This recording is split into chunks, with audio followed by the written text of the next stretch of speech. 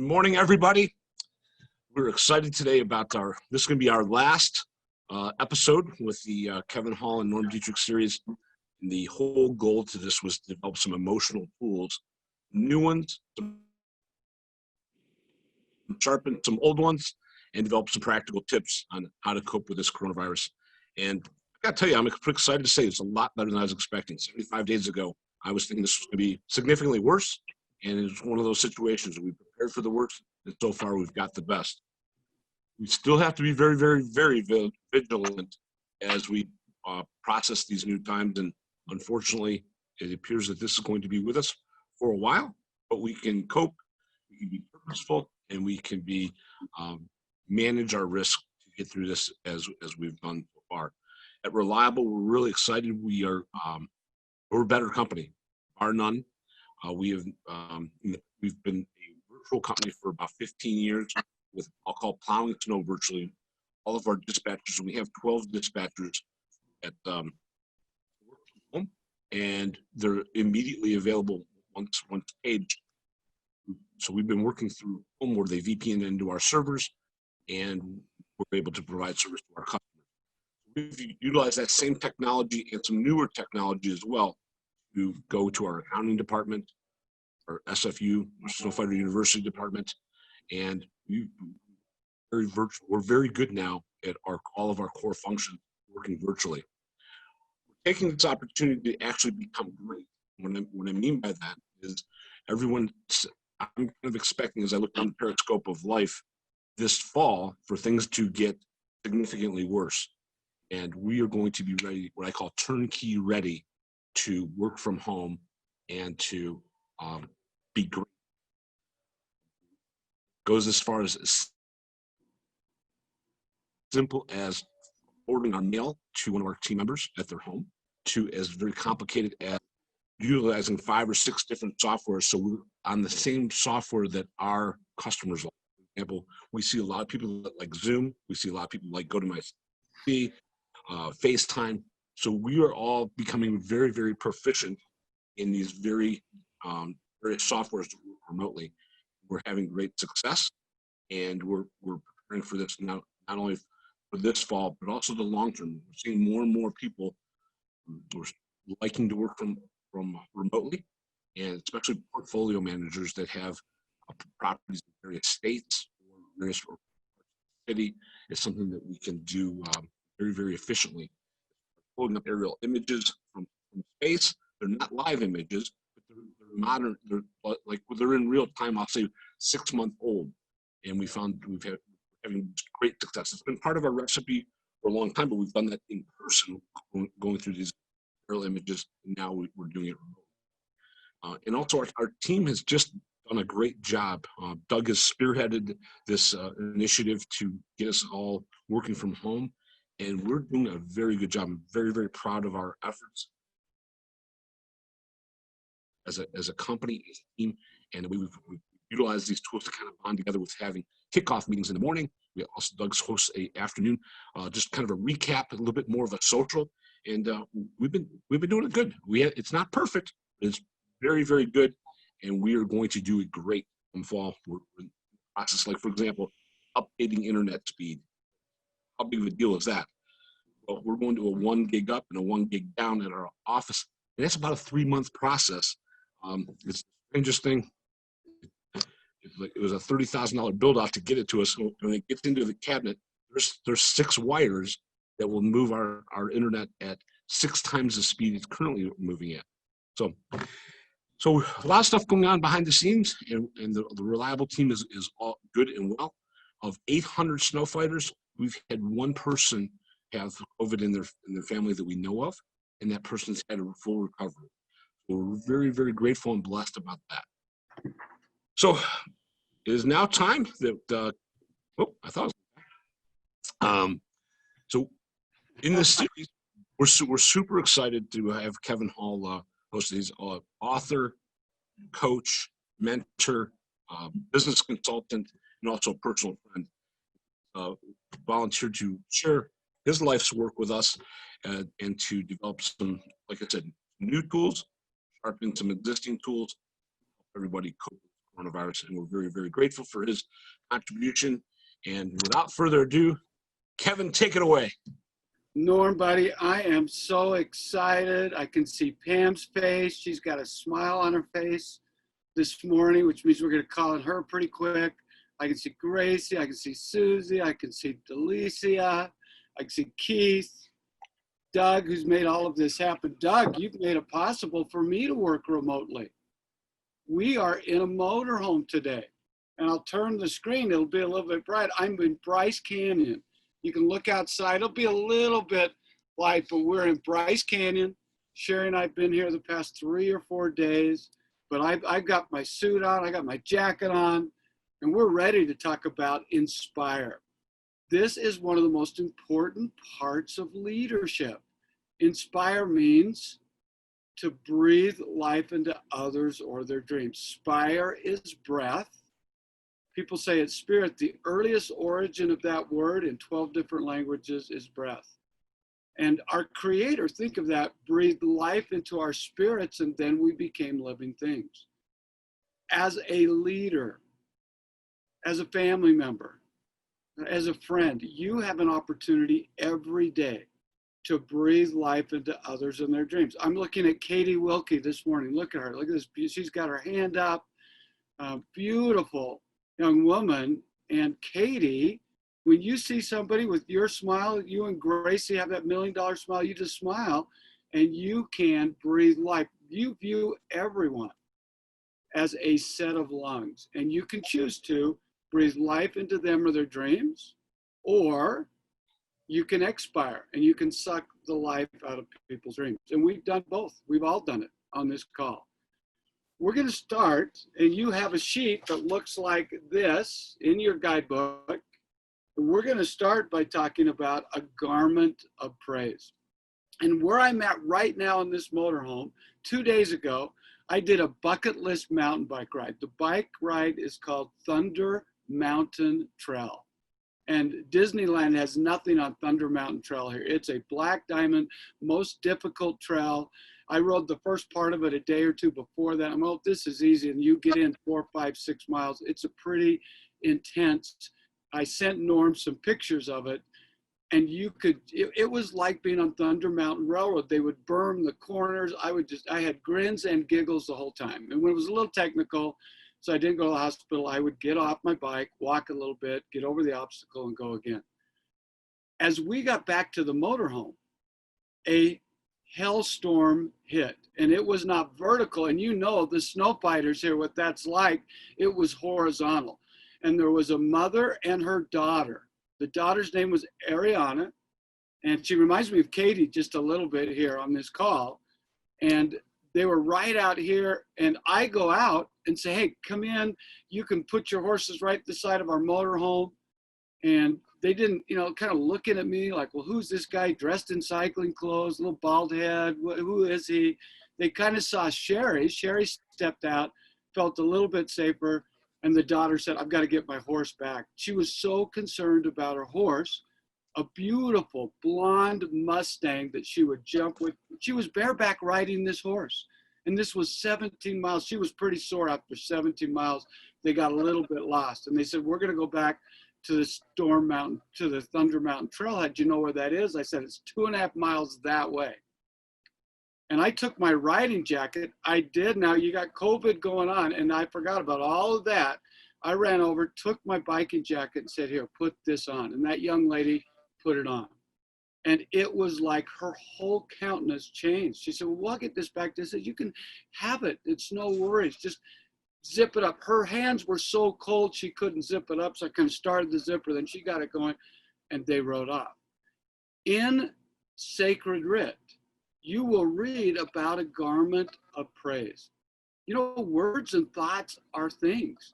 You can use praise. Inside of praise is price, or appreciate is price. AP is upper towards, preach is price. When you appreciate someone, you add value. When you give somebody praise, you're letting them know through this warm garment of praise. Right now, we can't give real hugs, so we give virtual hugs. Do you know a hug, whether it's virtual or not, it increases your mood.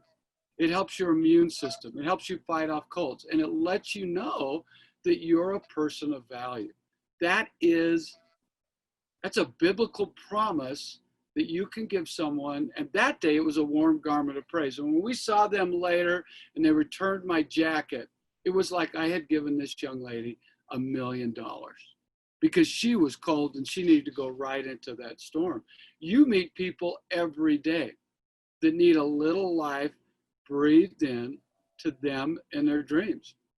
Another word that's like inspire is encourage. C-O-U-R is heart. Any word with an E-N is generally you're adding or increasing. Encourage means you add to somebody's heart. Discourage, you're ripping a part of somebody's heart out. So when you encourage, when you inspire, when you appreciate, you're increasing that value, that self-esteem of others. Napoleon Hill, one of my favorite authors, wrote Think and Grow Rich. He said this: all thoughts have a tendency to clothe itself in its physical equivalent. Are you the kind of leader that will just go out there and in a very sincere way put a garment of praise around others? There's nobody on this call that would say, I don't need praise, I don't need encouragement, I don't need words of affirmation or edification. Very few people say, I don't want to hear anything good about me. In fact, in our society, in the Western society, sometimes we focus a little too much on weakness versus strength. Now, our second key, and then I'm going to come to a couple of you to share a thought about that. Our second key is that we can choose to inspire or expire. Words and thoughts, they're real things. They're not just something floating around. They are real things. You can choose as a leader, as a mother, as a father, as a sister, as a brother, as a friend, as a daughter, as a son. You can choose to heal or wound, and it's the words that you use. You can choose to praise or criticize. You can choose to appreciate or depreciate. It's up to you. Inspire or expire, encourage or discourage, or focus on strengths versus weaknesses. I would encourage you, focus on the strengths of those around you. Encourage them to go to that sweet spot. Sometimes we can have someone they're so good at so many ways, but in our Western culture, we'll say, yeah, I know they're good at that and that and that, but you know what they're not good at? There's so many things I am not good at. That should be irrelevant when you have a team and a leader that brings people together and coalesces those strengths so that your weaknesses become irrelevant. I asked you in the Namaste session, I believe our third session together, to stop doing what you're good at and start doing what you're great at. Well, if I'm asking you to do that, you should give those around you, those you care about, those you love, that same permission to focus on their strengths. And just think of these words: sticks and stones can break my bones. Anybody want to finish that? Anybody want to finish that? Sticks and stones can break my bones. Pam, do you want to finish that for me? Let's unmute you. Did you ever hear that phrase as a little girl growing up, as an older girl growing up? Sure. Names will never hurt me. Sticks and stones can break my bones, but words or names can never hurt me. Guess what? That's not true. Right. Is it true, Pam? No. Sticks and stones may break my bones, but words can hurt for sure. But words can hurt. Words can break my heart. Mm-hmm. You think of someone who's come out of an abusive or in an abusive situation. It could be at work. It could be in a domestic situation. The physical abuse is unexcusable. The mental abuse that comes from words can sometimes be even more hurtful. You say, well, how could that happen? Because it's like an arrow. When you release something from that quiver and you let it go, you can't get it back.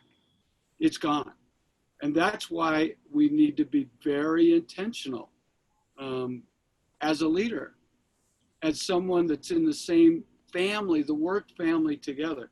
And now when you make that shift to heal, to praise, to inspire, to encourage, to focus on strengths, when you walk in a room, you walk in instead of saying, what can I get? You're there saying, what can I give? And I want you to write that down. Can you make that shift from what do I get? No, what do I give? And then when you walk into the room, you're the kind of person who says, there you are, there you are, there you are. I see that in Doug, and I'm going to call on Doug in just a minute, who made a lot of this happen. When you walk into a room, some people walk in and they have to be the show, and that's okay. Some are more social. Here I am. So that's one style. But it's a lot more important, I think, to walk into the room and say, there you are. And I feel like Norm is like that as well. And that's why we're doing this with your group. And we're going to figure out a way to do some other things with you. This opportunity to say, what can I give versus what can I get?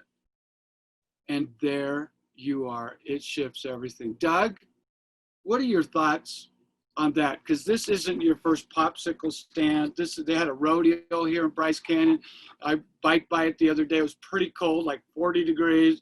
And I've heard people say that's not my first rodeo. Doug, what are you thinking?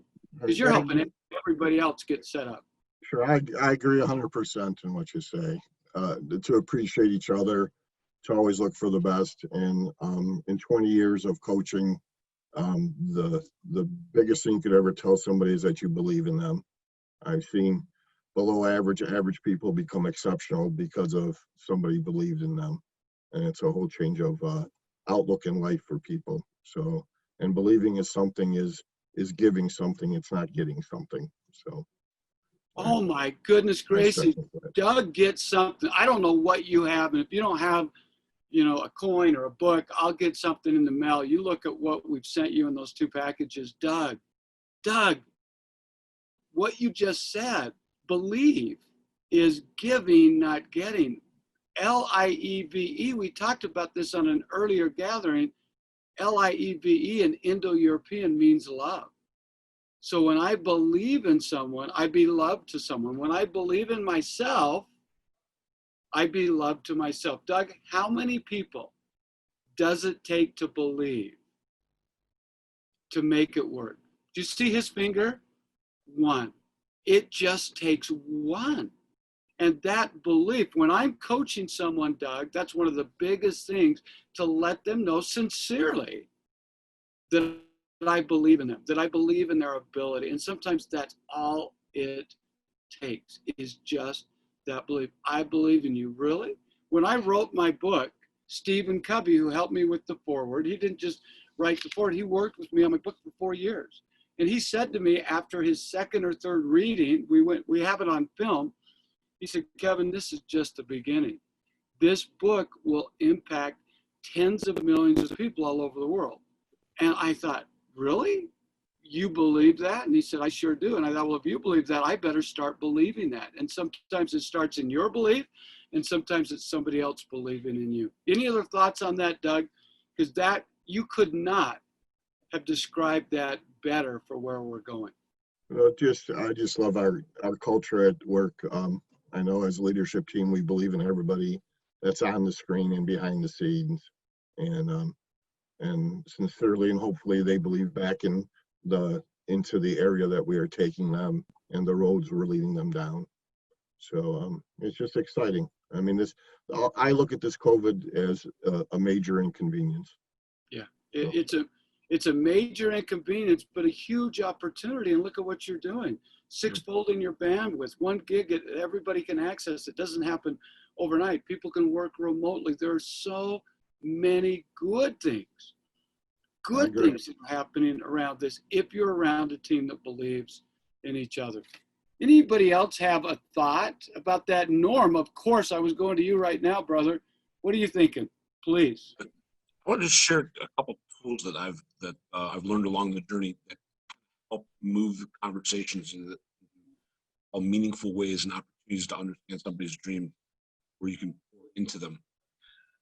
Simple question is, what are you passionate about? That almost always bears fruit to what the person's dreams are and where there might be opportunity pour into them, or just listen. If you listen with all your ears and all your heart, just listening sometimes creates an outlet in people. So I encourage you to use that magic question. What are you passionate about? Another thing that I found a little bit deeper, and I'll use this more in interviewing people. If you say, hey, what has to happen in the next 3 to 5 years for you to feel personally and professionally fulfilled? That also inspires getting to things are what makes them tick, and great springboard off of the getting. And that's one thing that as I age and go through this journey life and say, okay, I got 1/3 left to go. I'm gonna make it count. I really want to talk about important things. I don't want to talk about what the weather. I really like to talk about it. Those 2 questions that move those conversations. Boy, Norm, I love that. We were talking yesterday from a forest. I'm sitting on a log, a stump, and Norm and I had a good 1-hour conversation. And that's one thing I've seen about you. I experienced when you're out of Genshai, your ability to listen and ask questions and gather those things. Let me restate those 2 questions, make sure I heard them right, Norm. One of your key questions is, what are you passionate about? Think of that. What are you passionate about? So instead of, what do I have to do? What should I ought to do? You're asking, what do you love to, choose to, desire to do? I want to know that. Wouldn't you want to know that about somebody? You want to give somebody a gift? Some people say, well, I'm not a good gift giver. Well, ask that one question. What are you passionate about? What their answer is a guide for you to give them a gift that they will never forget. What are you, birthday, holiday, what are you passionate about?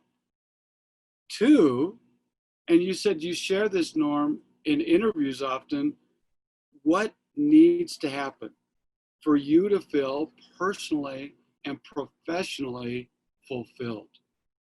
Norm, I don't know if that fulfilled is intentional, but that opens the door to abundance, wealth, well-being, fulfillment, fulfilled. They all come from water. When a well is overflowing, it's fulfilled. When I'm fulfilled, and just like Norm said, ask that question and listen, and maybe ask a second or a third or a 4th question. So when you're fulfilled, it looks like this or it feels like that. What does that look like? What does that feel like? Have you ever experienced that before? When was the last time you felt that? What needs to happen for you to feel that again? Those are huge questions, Norm. Huge. I love that. Let's go to the 3rd key that we're going to talk about today, which is breathing life into the spirits of others. We've already talked about what inspire means. It's that. Albert Schweitzer was one of the great humanitarians. And he wrote and taught and spoke about this almost every day of his life. He said, in everyone's life, at some time, our inner fire goes out. Anybody on this call had your inner fire go out ever in your life? Maybe even recently where something didn't go just right. It happens all the time. In everyone's life, at some time, our inner fire goes out. It is then burst into flame by an encounter with another human being.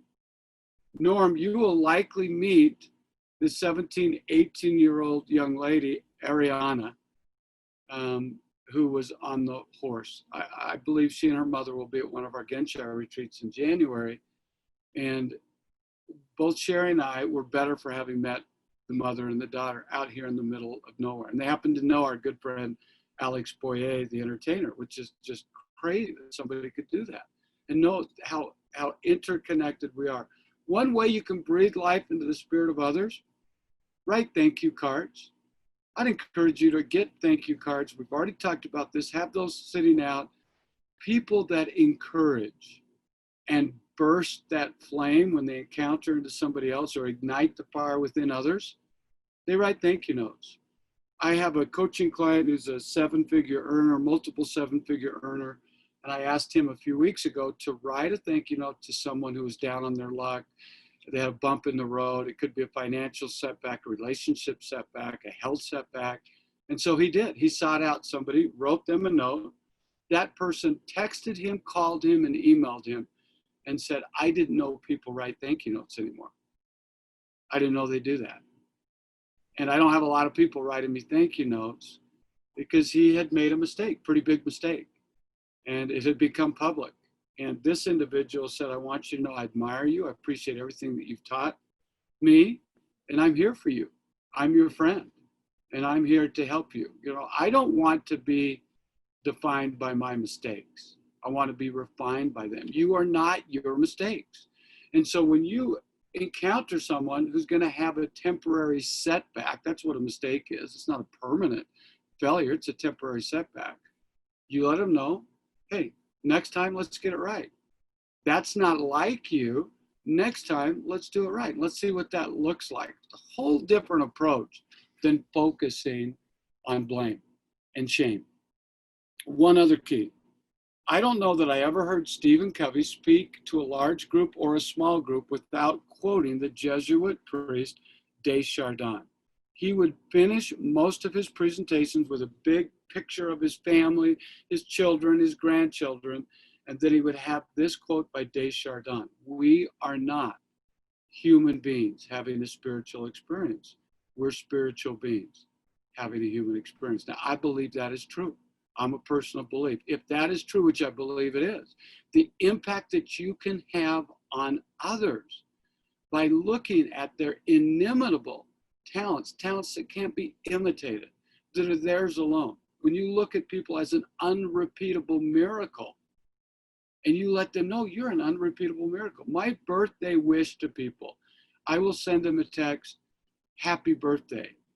You're an unrepeatable miracle. Every person on this planet is an unrepeatable miracle. That was never truer than the day you were born.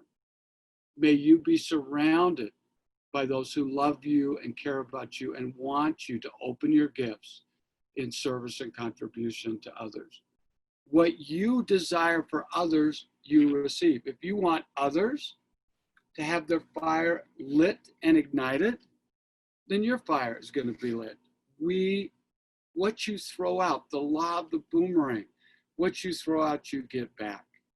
Norm, any thoughts about that before we go to our fourth and final key today? I agree with you. I don't have any other key points to add to that.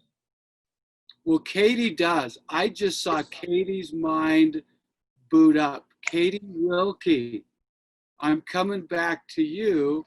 What are you thinking as we're talking about this? Are you in Ohio, Katie? Yes, I actually am part of the Reliable team. I am interning there this summer. I love that. Look at you. You guys get the best. Ask Katie what she's passionate about and do with her life. It's really Katie, inspiring.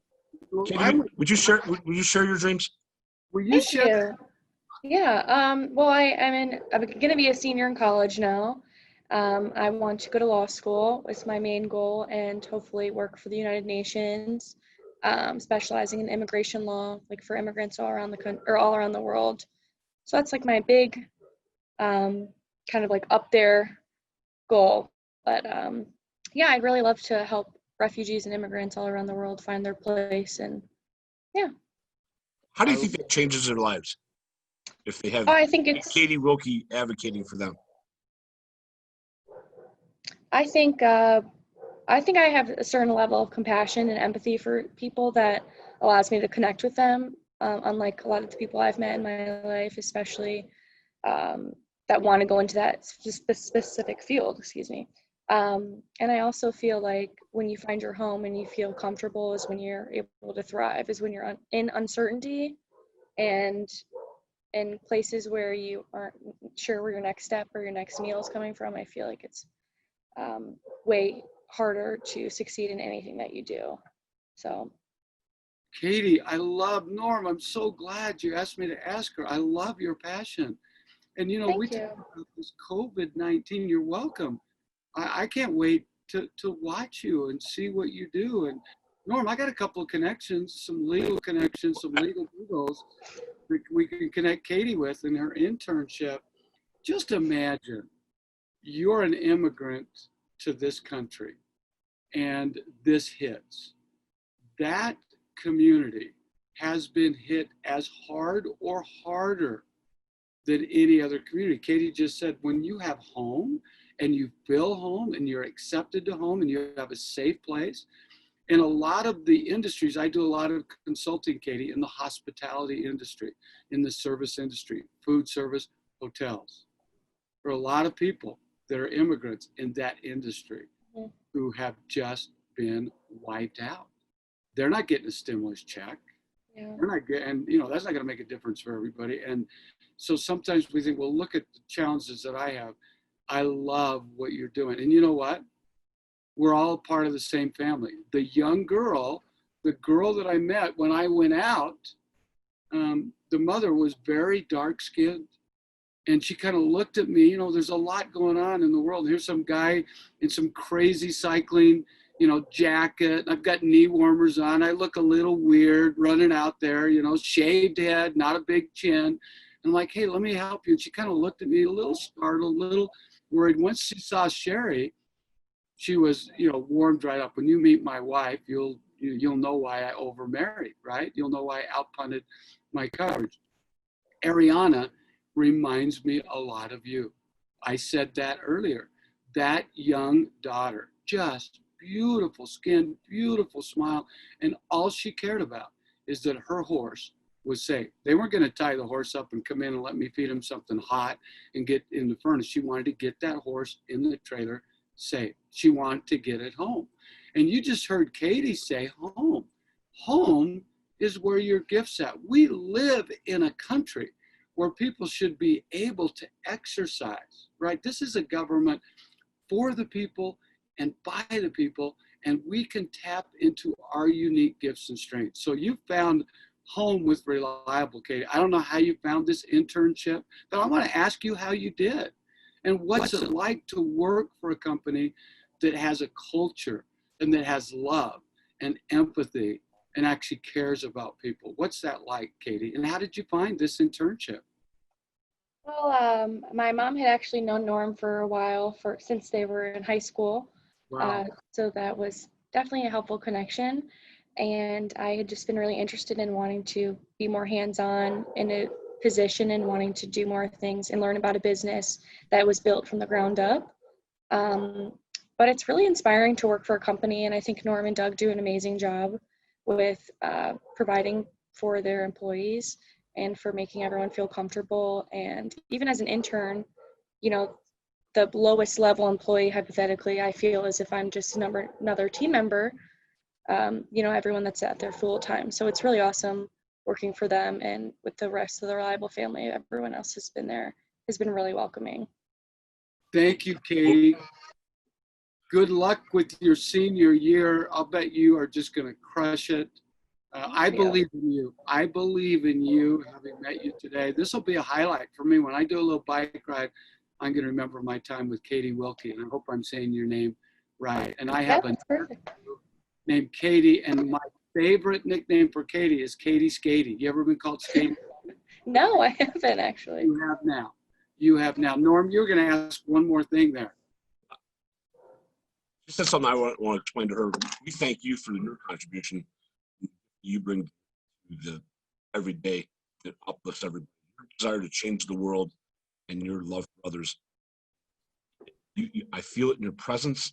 I hear it in your words, and we're grateful for your contribution to one. Thank you for saying that. Part of the team. Thank you. It's definitely an honor.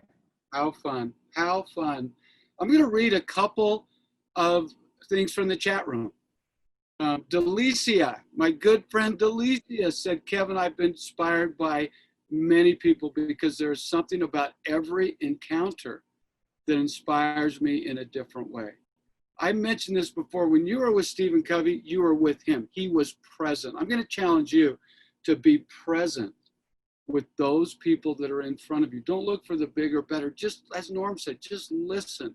Focus on them. What are you passionate about? What are your dreams? And just listen. Greg Drager. I hope I'm saying your last name right, Greg. And he's got a picture of his wife. Well, of course. That's why he said, my wife inspires me. She had a rough childhood, but always sees the best in everyone she meets. And she opens herself up to all. My wife's a lot like that too, Greg.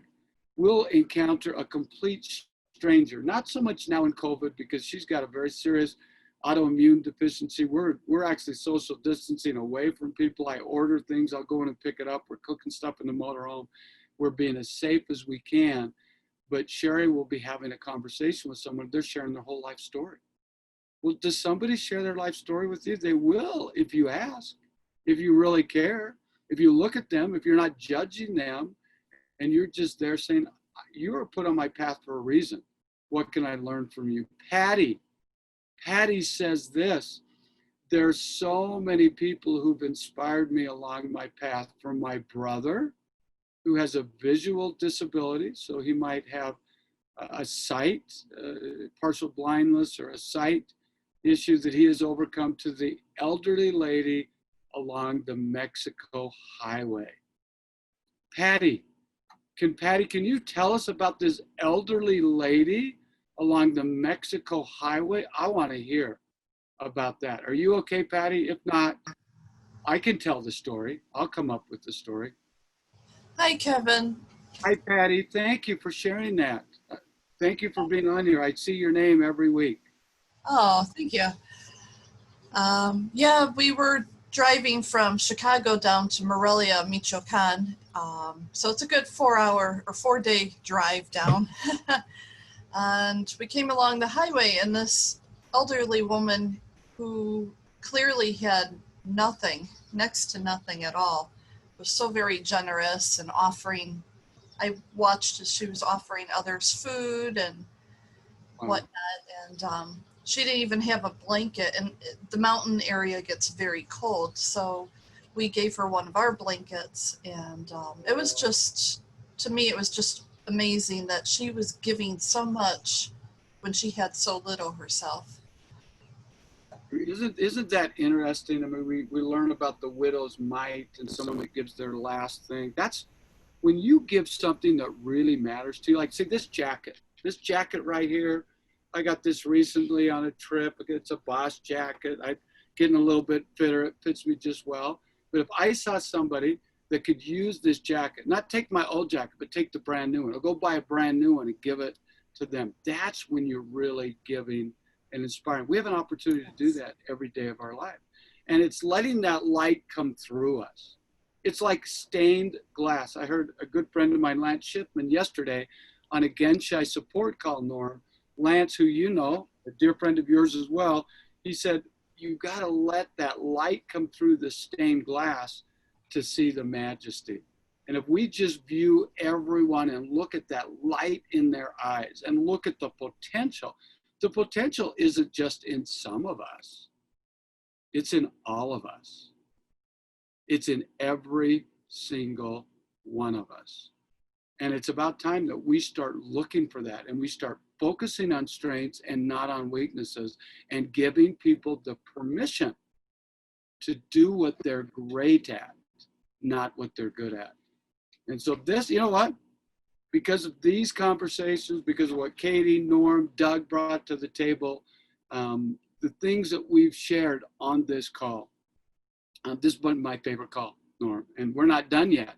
Let's talk about the fourth key, leaving others better for having met you.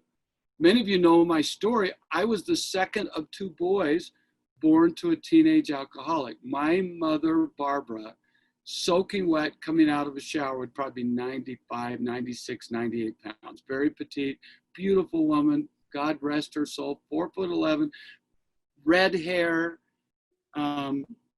She was addicted to alcohol and other issues. And in my childhood, it got a little bit rough, but she never, ever was unkind to me. She was a very kind alcoholic. Her mother, my grandmother, was a very cruel alcoholic. And I love her, God rest her soul as well. But she would say to my mother, you'll never marry the right guy. You'll never get the right job. You'll never have a clean enough house. Can you imagine hearing that from your own mother? Maybe some of you have. They don't have a book for parenting. And we need to forgive some of those things that we get given to, those arrows that wound us. My mother cut the chain. She's a chain breaker. I don't quite know how she did it, but she never passed it on to me.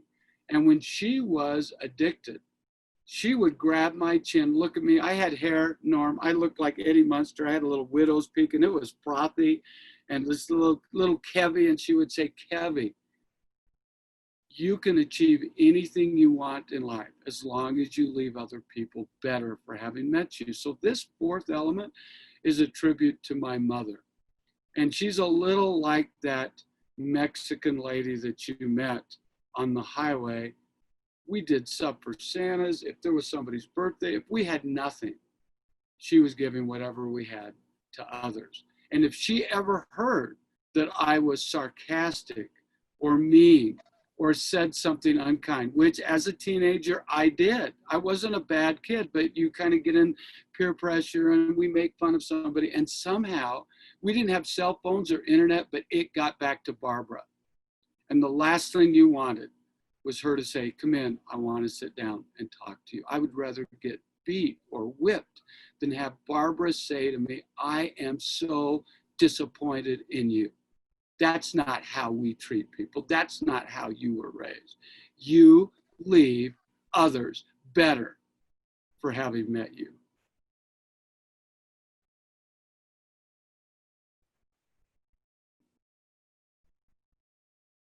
And when you do that, you will realize every dream. I share my mother's words with you because they're prophetic. That was before Zig Ziglar said, you can get anything you want in life if you help enough other people get what they want in life. That's another way of saying it. Leave other people better. That's my challenge for you as we conclude these 8 sessions. You're a leader. You're only a leader if you have followers. You're not a leader if you don't have followers. You're not a leader if you don't leave other people better. I challenge you to encourage those that you encounter every day in your life, those that you love, those that you care about, those that you've just met, to think and live big. I challenge you to challenge them to go after big dreams and to magnify their unique gifts and talents. I'm grateful for this opportunity to have 8 mornings with you. I've never looked at a Wednesday morning, oh no, I got to get Norm's team and Reliable. I got to get up early. We got to get ready for that. I can't wait for this because it helps me fulfill an amazing mother who changed lives when she got sober. And in my teen years, she was a drug and alcohol abuse counselor, and she changed lives. At her funeral, a tall, dark, handsome man, looked like Rock Hudson, looked like a movie star. He came up and said, your mother changed my life. And to what Doug said earlier, he said, she's the first person that believed in me. And she believed in me. And I believe in each and every one of you. Norm, back to you, brother. We got 3 or 4 or 5 minutes. Well, you're the you can take as much time as you want, and we'll wrap this up. Well, how about everyone give Kevin a standing round of ovation with waving the hands with the clap. Thank you so much for sharing your life's work, your life's experience, and your heart with us. Yeah, I felt your mother as you told me that story. I got to be honest with you. That's on my list right now is better than from you. So thank you so much for sharing. It has become a primary focus of mine. Let's talk just real briefly about the kind of practical tips with coronavirus. In Ohio, we've been going back to a more normalcy, and it's been exciting, but it's with risk. The numbers currently are lowering. We're seeing 300s. About 10 days ago, we were seeing 700 new cases a day. However, unfortunately, we've had those riots and I'm expecting a spike or an uplift of all those people gathering in environment. And my heart goes out to all those that are hurting. But as we cope with COVID, I think it's worthwhile to keep an eye on that. And part of the practical tips I have are as follows: take a 30,000-foot view of you and your family and do a 360 and evaluate your risk. How much risk can you take? For example, in our family, our risk level is low. I have two members that have autoimmune diseases, and if they get this illness or disease, whatever you want to call it, it has a catastrophic impact. The rest of us, that aren't compromised, we have a 1 in 100 chance of dying. That's pretty big. I don't want to take that risk. I think it's a personal decision that I just ask everybody to take that 30,000-foot view and then just do a 360. How much risk can our family take, and make decisions and get purposeful from there. Secondly, our world's changing at lightning speed. I've never seen it like it is now. And there's many experts around the world that are working on this, and researchers. This is a fluid situation that changes on a regular basis. So with that, I highly recommend you look in and get your news once a day for a short period of time, anywhere from as minimal as 5 minutes to as much as 30, and you get purposeful about taking in your information. This situation is fluid with what's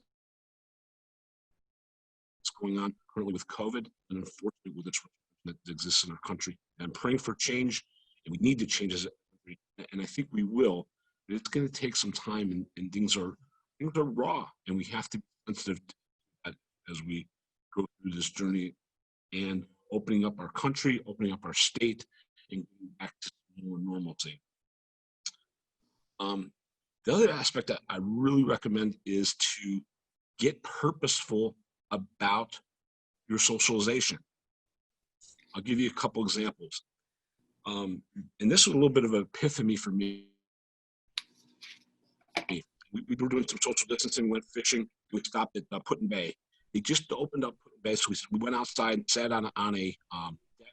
This was amazing. They were practicing every aspect of social distancing, disinfectant, had the warmth of heart, everybody safe. And I just sat there and I felt safe. And I'm sitting there with those I love. And I just looked at people walking, boats moving around. And somehow that was therapeutic for me. And it fulfilled, it poured in some emotional gas in my tank just to see other people. I'd recommend getting outside and seeing what works for you to see other people and also loved ones. We just started our family to have cookouts, eating outside 6 foot apart. And my wife felt safe, I felt safe, and it was fulfilling. But it was very purposeful of how we're going to plan it. For example, what restroom they're going to use, in the same utensils. Just ask you to kind of think through what's best for you and your family as we go back to a new normal. As Kevin is doing right now,